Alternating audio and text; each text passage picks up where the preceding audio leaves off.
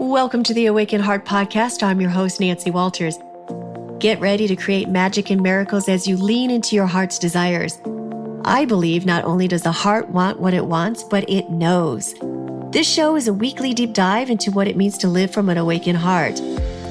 I'll be sharing inspiring stories and real conversations with people just like you, who have turned the ordinary into the extraordinary. My mission is to show you how you too can be connected and heart-centered in every area of your life. Your journey to aligning with more love, more joy, and your wildest dreams come true starts now. Welcome back to the Awaken Heart Podcast. I'm your host, Nancy Walters, and today is number 2 in our series on relationships. And I find it's so important because everybody, let's face it, everyone wants to find someone special. We all want to share our magical journeys with someone we love, honor, and respect. The last episode was Ground Zero, which is about the breakups, because let's face it, how we handle our breakup and how much time we give ourselves to really process the pain and the loss and go through the gamut of emotions and take some time and stillness for ourselves. We're going to keep repeating the same relationship over and over, maybe a different body, but the same person. And that is a painful process to keep going through. So it's so important to really take your time before getting into the next relationship. So this next series is about empowered dating. How do you prepare for the one? How do you prepare for that really high level relationship if it's one that you've been yearning and holding out for? So now we're to look at empowered dating. So once you've gotten through that breakup and you have let go of the past, you have to allow the loss because it happened. There's a big void in your life right now. That person that you were used to being there isn't there anymore, and you're alone. You're by yourself, and there is a physical, emotional loss. So you have to really let go of the past. And you have to forgive. You have to forgive yourself, how you showed up in the relationship. You have to forgive your partner and take an honest look at the relationship. Take the rose-colored glasses off. Why did it break apart? What happened? Really assess it and look at it with some really honest eyes so you can gain some clarity. And you really need to resolve any of the resentment, guilt, regret, anger. So once that is completed and you accept all responsibility, then it's time to move on to empowered dating. Then you are ready to prepare yourself to call in that next partner and to align yourself with that which you might attract by releasing toxic ties is one of the big things. That's one of the huge things because toxic ties can suck the life force out of all of us. Attachments are that which causes loss of personal power. So we're accepting less from somebody else and we're staying in those kind of situations. So you really need to cut the ex out, cut the ties, get them off the social media. Don't follow them on Twitter, definitely not Facebook, and really, really separate yourself because that's the last thing you need to do is see what they're doing in their life because it can cause you pain and they don't need to be involved in your life until you've healed. And, just don't do the back and forth. Sex with the ex is a slippery slope, right? So, it feels good because you know this person and, it's easy to go back and thinking that, things are going to be different, but you broke up for a reason. And, I've done it multiple times in the past and it never ended very well. And, you're just kind of getting a fix from the other person without allowing yourself to truly heal and get away from this person. So I know it feels great, but please, please, please don't do it. It's definitely a slippery slope. And until we do, we will block the love from being able to come to us. So when we're not totally open for that next person or totally open and available. And we're hanging on to the past. We're not trusting in the future. So we're hanging on to the past. And how is the universe supposed to bring us something wonderful if our energy is caught up in the past with this person? So just really open yourself up, resist going back to the ex. And, one of the reasons we hold on to that last relationship is, yes, it's because it's familiar, but we think it's the best that we can do. And a lot of times we do have those rose-colored glasses on. And it's like, we start justifying a lot of bad behavior in the past because we can't really see things clearly because, we're suffering from like a lot of pain and loss, and we want that person still in our life and to fill a void, which we can only do ourselves. Toxic ties cost us big time. If feeling stuck, look to see what is working for you and what you're stuck to. If engaged in a toxic relationship, it's not another person's fault. If you're allowing, you will justify all sorts of bad behavior. And, what does that mean to you? You're allowing someone to manipulate you. Until we're healed, it doesn't matter how much someone loves us. The heart will soon be empty again, demanding to be fed with a ferocious hunger that refuses to be abated. An endless supply of love, passion, adore can do nothing to alter the deprivation of the heart when one is emotionally anchored to the past. So yeah, it's just like you're trying to fill yourself with somebody else because you're not trusting in the future. You're not trusting in yourself. And you need to start giving up looking for what others can give to you, and you need to give it to yourself. It's our lack of acceptance that causes us to hold on tenaciously and cling to the fantasy that someone somewhere will come and make it all up to us. Holding on to this fantasy creates chaos in our love lives. It's time to identify what was missing for us so that we can begin providing it for ourselves. We must turn our attention towards giving ourselves the things that were missing in our past to heal our hearts of their inner poverty and deprivation. Then we will no longer be drawn to those who wound us in the same way as our original caregivers, because a lot of this stems from the past. A lot of stuff that we are, doomed to repeat a lot of times is from patterns in the past. Maybe we had an alcoholic parent, or maybe we got punished for something that wasn't our fault. And we're convincing that things will change, that he'll change, she'll change. And the answer is no, it's false. It's fantasy thinking. The essence of any real transformation lies in the letting go. And that is why it is one of the most important steps as we begin this journey into empowered dating. And one of the things that you need to do is to look in the mirror, because life reflects back to you what you believe about yourself and how you're being. Look at your life. What you have is a reflection of what you believe you can have. And your relationships are a perfect mirror to your relationship with yourself. Love attracts love. When you are filled with love within, you tend to draw in experiences and relationships that are loving and nurturing. That's because whatever we think of and emotionally resonate with the most is what comes to us. And we get what we believe we can and should have, and that which we really do believe. Now, there's also a flip side to this as well, because when you do all you can, there's a time when you need to surrender it. You've done everything. You've done the work. You're reflecting, you're radiating, because sometimes there's divine timing to everything, and everything is in perfect order. So if you know you've done all the work, it's time to let it go and allow it to come to you, because it comes on its own time, not on your time. That's a lesson that I've had to learn over the last couple of years, because every time I try to control dating, having a person in my life, it's not working out that way. I can't control it. So when I really surrender and allow it, there's a lot of the peace that comes with that. So now when I date, because I really look at how these situations are showing up in my life, I look at myself. How am I attracting this? How am I reflecting what this person is bringing into my life? And if I was pulling in people that are unavailable, I have the courage to ask myself, what ways are I unavailable to myself? And if I'm involved with people who can't seem to commit, I'm looking to discover how I'm not committed to myself. So, I mean, it's not always 100% of the time, because let's face it, we can all just like all of a sudden date an asshole.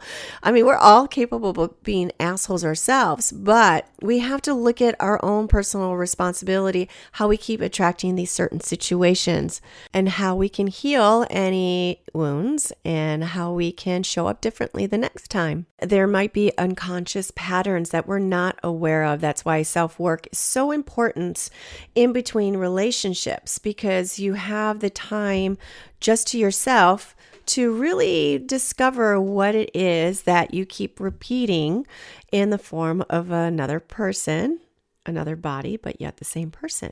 So unconscious patterns are vortexes of energy. So it's so important to understand some ways that you keep a lot of times unconsciously repeating. So there's attachment patterns, and you can't be vulnerable, jealous, withholding love. Maybe your parents were alcoholics, so that's a pattern. So you become vulnerable.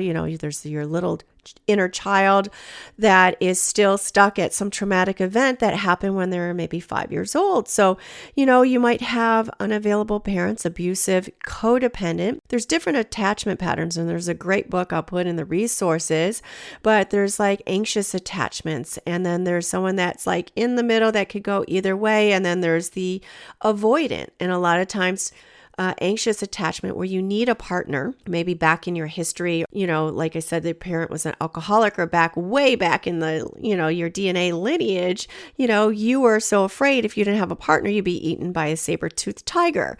And then, the avoidant is not getting close to someone because they know they're going to be eaten by a saber-toothed tiger. So those two usually are attracted to each other. And then the one that's in the middle is good with either or, because they're very balanced. So it's really important to find out what patterns are operating in the background of your life. So, you might be addicted to bad boys. There's a lot of times when we're really attracted to someone, we got to really stop and examine that, because a lot of times it's a wound attracting a wound, or you have some kind of agreement that you need to work out with each other, and it might not be all pleasant. You might be addicted to someone that never calls, that's so unavailable, that's just really giving you not much of anything, that's giving you crumbs. So maybe it's a parent that did that. So you really need to examine that.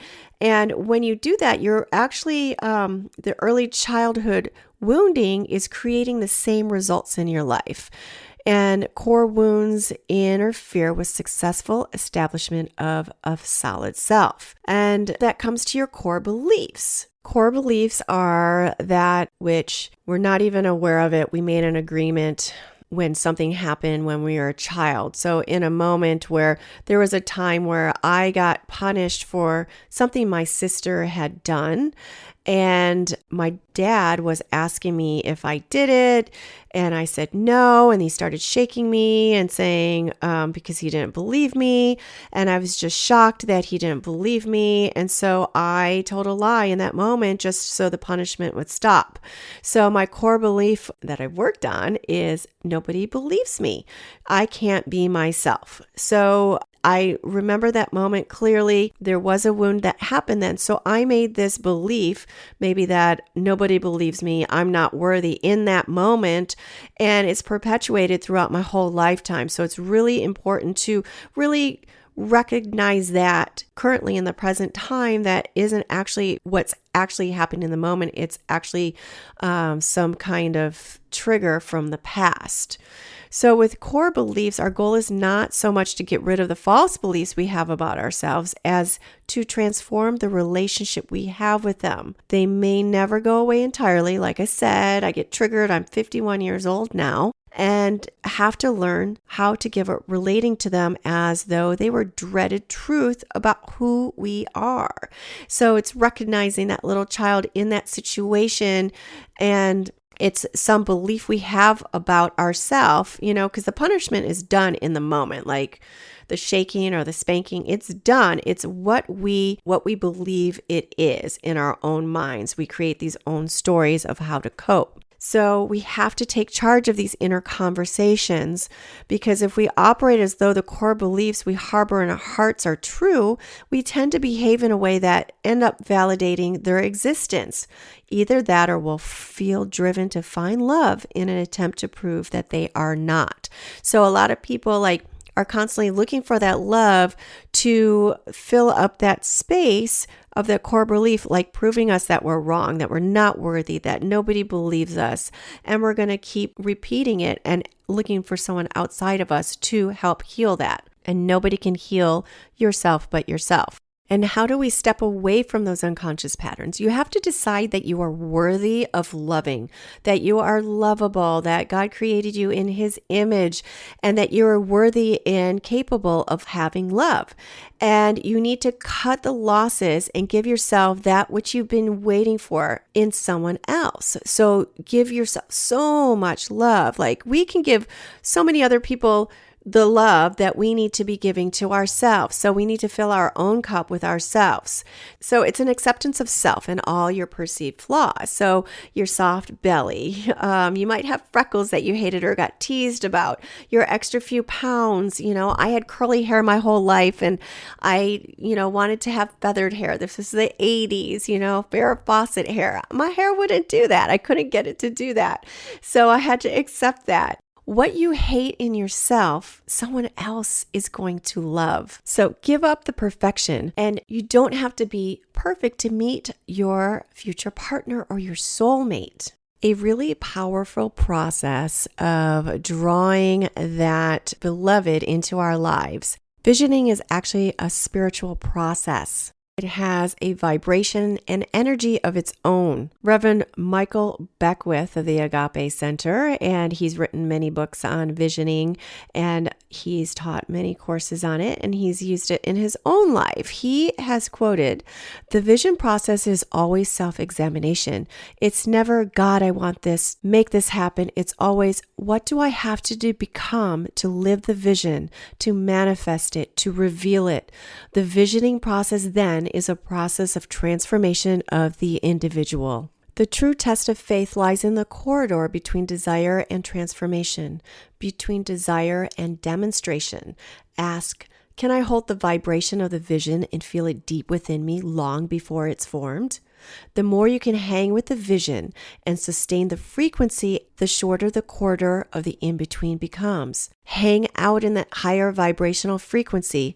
The more you center down in that frequency, the easier it is to find you and become you. Ask, what are the qualities that you must anchor to midwife your vision into form? Know the answer. Love the answer. Be that answer. When we visualize, we create a mental picture of what it is that we want, and then allow our hearts to feel the feelings that would accompany us having it. Visualizing is a mental process governed by the reasoning of our conscious mind. Visioning is the spiritual process governed by intuition or the superconscious mind. We're connected to the field. Visioning is a process that can more easily bypass our issues and go straight to a whole new set of possibilities for our lives. When we're able to do it, we find that the need for suffering in our lives is greatly diminished. Pain pushes until vision pulls. Once we master living inside of a vision, we are no longer confined to suffering as our main vehicle for personal growth. Rather than needing pain to push us, we grow because we are inspired by a possibility of who we could become if only we'd release this block and embrace the quality. We see our own potential and we believe that attaining it is possible. A person who is committed to creating a loving spiritual partnership in the near future behaves differently from a person who is still dealing with a series of failed relationships and identifies him or herself as being a person who has difficulty in intimate relationships. It is more about glimpsing a possibility for your life and emotionally opening up your heart to receive it. Ultimately, we don't really have a vision as much as the vision has us. We become it. We become one with it. Some practices we can do. We can journal. We journal in the affirmation. Of course, meditation affirmations. And we do it from a feeling place. You can create a vision board. I've created vision boards many years, and each year I might create a different one because it's coming from a different energy. And there's rituals we can do. We can burn old love letters, really just to clear out that space energetically, rearrange the closets, put all kinds of clutter away, have your living space like open and beautiful and ready for a person to come in. You can clear out some closets, space for your beloved. There was one year that I created a DOP kit for the person that I wanted to bring into my life. So I went and got like a razor and I cleared out space underneath the counter. I put like shaving cream, I put lotion and everything in a little DOP kit and put it under my sink. So you can create a future you desire with feelings. All those are great things to, supercharge that attraction factor. You're glimpsing a possibility for life and emotionally opening up to receive it. Instead of forcing our will, we yield and become available. Like there's a whole different energy to that, like from as far as going and grasping to like throwing your arms back and opening your heart to receive. There's a lot of release to that because rather than forcing our will upon the universe or God or whoever we feel is our higher power, we yield ourselves and we become open and available to that which is birthing itself through us. We surrender completely and allow the vision to take us over. The flower doesn't dream of the bee, it blossoms and the bee comes. So an important step along with visioning is setting an intention. We must believe in our hearts that we will find love. We must believe in the possibility as part of an intention before it comes. So there's an intention, like you can write it down, you can journal it, like it's the present tense, like it's already happening. I have this diamond ring on my finger. It's October. I smell the leaves. My beloved just brought me coffee in bed and I see us married and there's a child. I'm creating my family with my new partner. Thank you and thank you and thank you, God. Having gratitude for that which hasn't arrived yet, but you're acting as if it has. So faith is a vitally important part of the journey. Don't sabotage it. If you're committed to finding the one, do that which is consistent with that intention, as well as reframing from doing that which isn't. What isn't an alignment might be promiscuity. You're sleeping with all these different people and you want to bring someone in that's faithful to you. So you might just, that might not be in alignment to what you want to bring in, that partner, that soul partner. You're sleeping around. Saying yes when you mean no. Could be addicted to drinking or gambling. Could be emotionally unavailable, hooking up with unavailable people or going out with the ex again. It's saying that you're not ready or clinging to the wrong partners because you're afraid of being alone and you're settling for crumbs. So many times in the past, I've settled for crumbs because I had this fear instilled in me that if I spoke my mind or what was on my heart, that they would leave. And they've already shown that indication that any kind of conflict, they were ready to fly out the window or run out the door.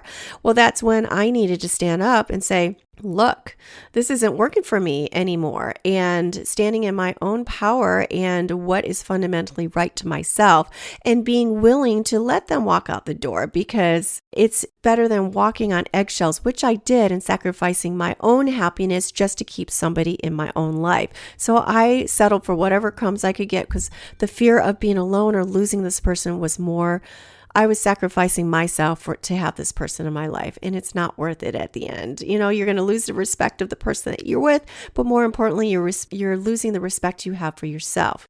So when we speaking is very important. You can say it out loud. You can have an accountability person that's in the same wavelength as you and speak it to them because then it's an intention that's not just sent out to the universe or on paper.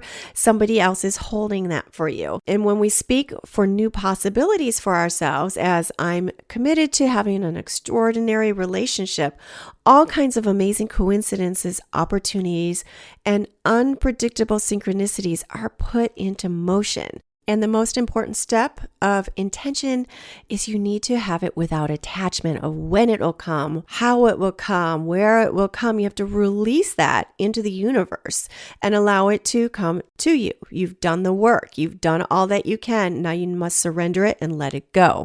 We must remain completely unattached to the outcomes that we're committed to creating. In other words, we must do our best to live 100% committed to whatever intentions we set without being attached to the results that we are getting. We speak the word and then we let it go, trusting that as we do our best to live with the intention that we set, whatever happens is perfect. So we've done the visioning, we've set our intention, and we've released the past, and we've processed our losses. How do we make wise choices? So the best way to make a wise choice is, and to avoid drama, is to listen to our intuition. So look for the one with your heart, not your expectations or your hormones. I mean, how many times have we seen that person across the room and literally been drawn to them like a magnet, and all our hormones and all those little chemicals are going through our body, not little chemicals. Sometimes it's like a boom in the face where we're just like, can't keep our hands off them. And we just want to jump into bed with them right away. And, we're attracted to them and we're like not thinking and we're zombies. So a lot of times that is not a wise choice. Sometimes, like I said, we have core wounds. We're attracted to them for whatever reason. It's the wounded child in us that's attracted to their wounded child. So, sex is great and our hormones is great if that's what you want, like, a little like brown chicken, brown cow in the bedroom. And you're like, that's what you want. But when you're empowered and you're holding out for real, true love, you need to like kind of stop, check yourself. And even in the moment, how hard it is, breathe, tap into your heart. And because you're like, some people think, oh, because I don't have all these rushing hormones and I'm not feeling all high, it's not the right person. But like the right person a lot of times is just like a coming home. You don't have all that rush. It's a safety. It's a comfortable feeling. And I'm learning in my own life not to be drawn away from those huge chemical responses because I've been crazy led astray. Now I'm saying you have to have some kind of attraction to the partner that you're with, but it doesn't come on like a freight train. I'm learning in my lifetime. Those situations have been fun, but once I attached my heart to it, it didn't turn out in the long run. So really making wise choices, like when those hormones go crazy, like stop, drop, not drop, but take a moment, breathe, center into your heart and let that lead you to, your intuition and making a wise choice. We must find our own way amidst the rubble of our failed relationships, our dashed expectations, and our ever-present ticking clocks. Because when women, they want children, they have this perception that, oh, I should be a mother by now. I'm 35 years old. I've never been married. I'm 42. I want to have a child. We diminish our choices. We reason away someone's characteristics, someone that might not be right for us, and we get into a desperation to have a partner that really isn't in alignment with who we are and our fundamental values. A lot of people settle, and then, it explodes down the road. So on the fundamental level, on the most basic level, keeping your life free of the messes and entanglements that unwise choices create is actually one of the best things you can do to prepare yourself for love. So you can take a moment, examine your life. How have you attracted drama into your life? Like how, a lot of times we do go into something knowing that it's not right for us or it's a disaster down the road. Like, they've got drinking problems or they might have had addictions in the past. Maybe they're talking about their ex too much, or there's a lot of anger, or maybe they don't really have association with their kids and there's going to be drama, or maybe they have drama with their ex still, who's the mother of their child. So you have to examine how you're allowing yourself to be in that drama when your intuition in the beginning was telling you not to do it. Those are the red flags, which we'll be addressing in another episode. You have to make the difficult decision to avoid avoidable dramas, even if it means that you will be alone in life. You could be missing an opportunity because you're wrapped up in drama. So the person that you're supposed to meet, you might miss because you're wrapped up in something else. They can walk right by you and you won't see them because you're wrapped up in all these dramas. It can be another heartache and disappointment of getting involved again with the wrong person. And then it might take a minimum of 2 years to detox from it, to let go and go through the whole process again. And what actually happens is, instead of immediately attracting a whole new kind of person into our lives, we find ourselves attracting exactly the same kind of person, or a person who at first appears to be different but isn't really. We're challenged with temptations that are similar to the ones we have faced in the past, only this time we're wiser. That's why it's important to do the work and to make better choices. This time we know exactly where a particular path will lead. And we have to make a difficult choice by saying no to the enticement of doing the exact same thing while hoping for different results. And we have to choose to remain empty-handed rather than settle for repeating past mistakes. The temptations will generally happen not just once, not twice, but usually several times until we stop the pattern. It's as though the universe is testing us. Are you truly finished replicating the familiar and the known? Have you really given up the need to prove that you aren't worthy of love? Again, toxic and old agreements, toxic patterns, core beliefs. And are you willing to stand in the void, in the emptiness, in the aloneness, in the singledom, rather than compromise yourself again? And that's where I am. I have had to spend a lot of time alone over these years. And like I said, it's been so rewarding. I've done so many things for myself. But there's times where, as time stretches on, I start to doubt. I get this horrible pit in my belly. I see other couples in relationships, and it's like, what don't I have? So I go back into the same, vortex of negative energy until I can pull myself back up out of it. I mean, we're not perfect all the times. It will get to us sometimes, but are we holding on to that higher vision? I have such a higher vision for myself that I can't compromise even if I wanted to. I'm not allowed to. I could never. When you're in relationships, of course, there's going to be compromise, but you're not compromising who you are and what your fundamental values are. And it's just not even an option for me. We are all searching for our own holy grail, the promise of falling into a sacred experience of eternal and transcendent love. I want real transcendent love that just rocks my world and doesn't rock me off my world, because my world has been rocked and then I've been shaken right off the world. But I want to stay grounded and rooted in love for myself and allowing and being open up to receive that which the universe and God has for me. When we value life from this perspective of what we've learned, then failure is redefined. It's about appreciating what we have when we have it. It's about learning to make choices that validate the value of lives we have right now. Every decision we make, even the seemingly small and insignificant ones, have weight and authority in the universe to either create a life that we love and cherish, or one that is filled with compromises and disappointments. Because it is the choice that is the most true to who and what we are. The task of loving ourselves absolutely and reflecting this love in all aspects of our lives. Because ultimately that's where it is.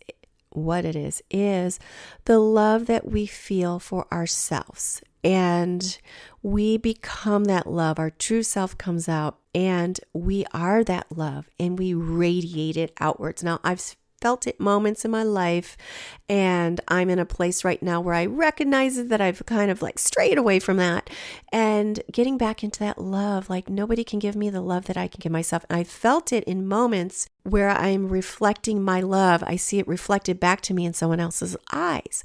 Well, I need to create that feeling within myself because it's available to me at all times, because what we're feeling from somebody else is actually our love. It's a mirror. It's reflecting it back to us.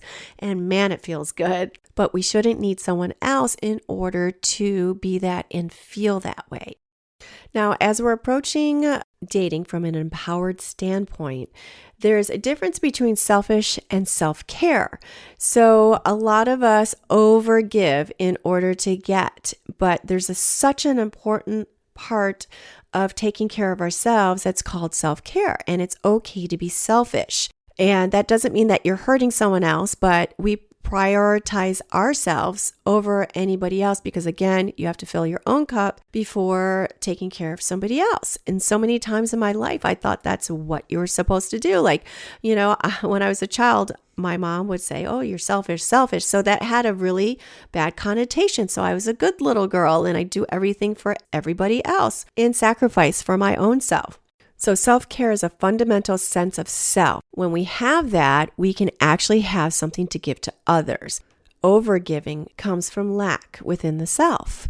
So we oftentimes give something that we really actually want from somebody else. And it might be someone who has not displayed their intentions towards us. It's all too common for us to overgive. We're overgiving to the idea of this person or this relationship. And oftentimes it's someone we barely know. Healthy selfishness means you know your limits, you set them and prioritize self-care over caring for others. Ask yourself what you need and what you want. There's a healthy expression of entitlement. So communication is so important. Allow yourself to be vulnerable. If it's not in alignment with yourself, it's better to find out early on so they can leave and you can open yourself up to somebody that is. Know what you want and what you won't put up with and what we absolutely will not tolerate. Creating a list can be a really good tool to use when you are learning your boundaries and to get really strong in your boundaries. You can create a list of non-negotiables, some things that you absolutely will not tolerate. And there's negotiables as well. So one thing you might not tolerate is someone who's an alcoholic or somebody that has really young children in the household, or they're really critical, or they're not fully over their ex. You can write those down while not being strongly attached to them. But the 5 is ones that you can see in them. And that is when you have to stand up and create your boundaries or walk away. Don't allow yourself to get wrapped up in something that is not aligned with your values, because a lot of times we soften it in order to keep somebody in our lives, and that's not going to work out in the long run. Saying no creates boundaries that serve as the container for love.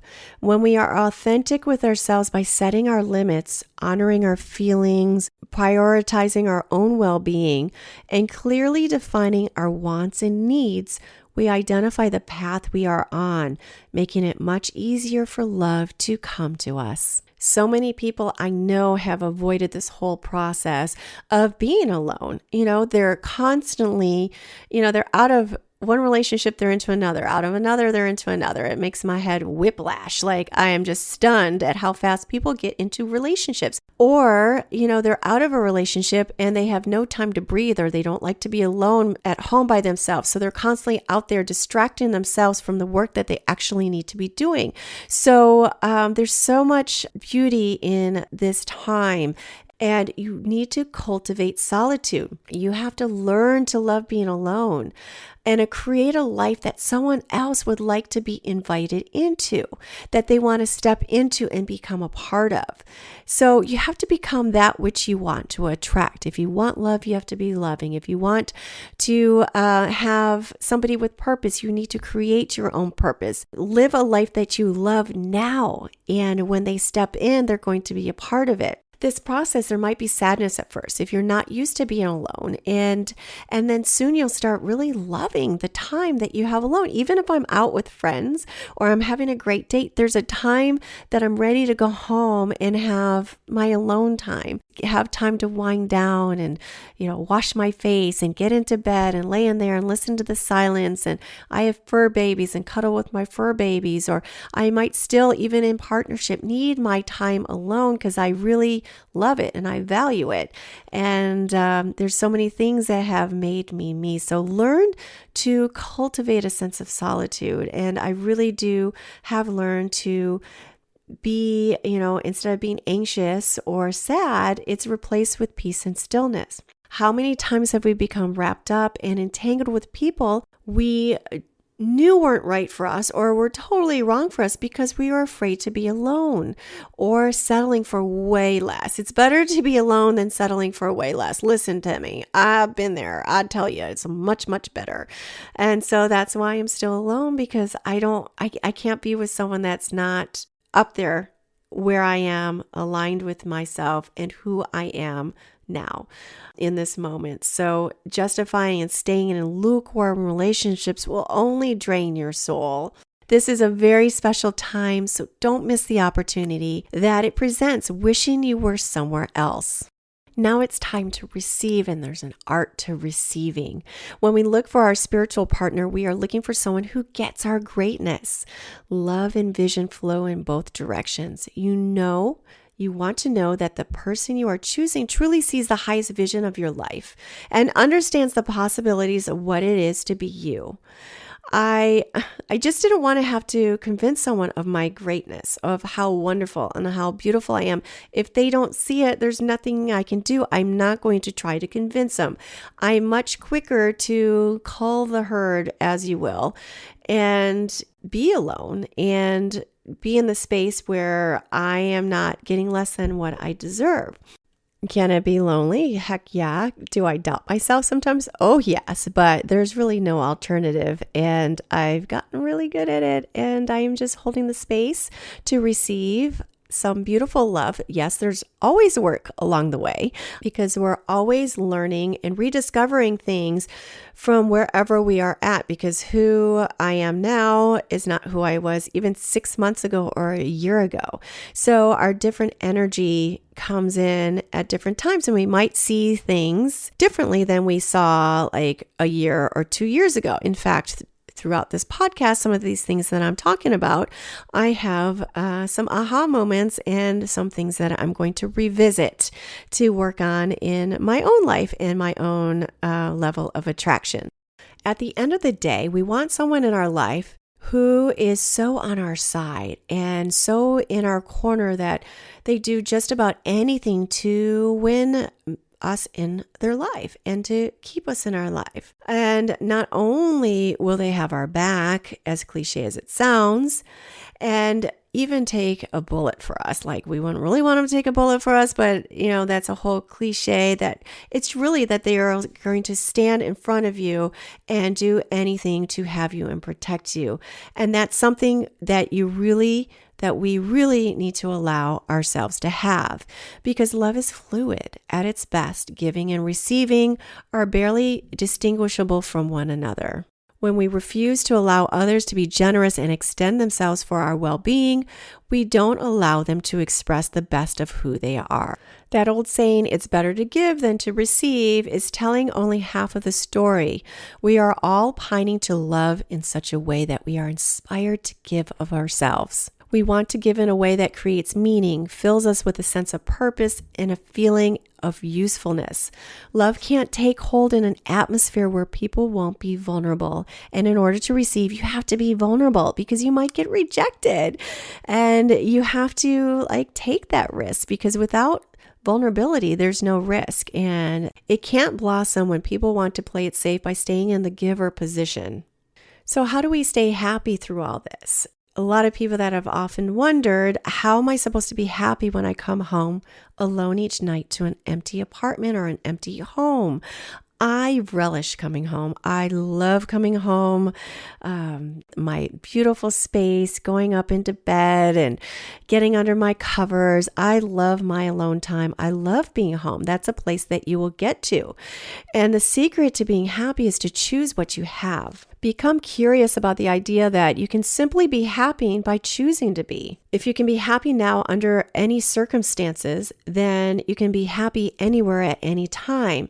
So instead of trying to change your circumstances, begin accepting them and blessing them as they are. You can begin relating to disappointments and struggle as an opportunity to deepen and expand yourself to include the totality of the human experience. The disappointments you may feel and deep sorrow might not go away, but your overall sense of humor and well-being will kick in. You will begin enjoying your life and giving up resistance to circumstances and begin surrendering to them. And do it simply by accepting all that is happening, and even more important, all that isn't. We can tend to believe that happiness exists as some sort of side benefit to having successfully mastered all the particulars in our life, but nothing could be further than the truth. We are unhappy because we are resisting what is so in our lives, and we're frantically caught up in trying to fix something that we perceive to be broken. Nothing is broken. We have to release the internalized pressure that we feel that our life should be a certain way or different than what it actually is. There's many times that I thought, oh, well, I should have a partner by now. I've done all this work and I'm getting ghosted. I don't have a relationship. I hadn't had any for years.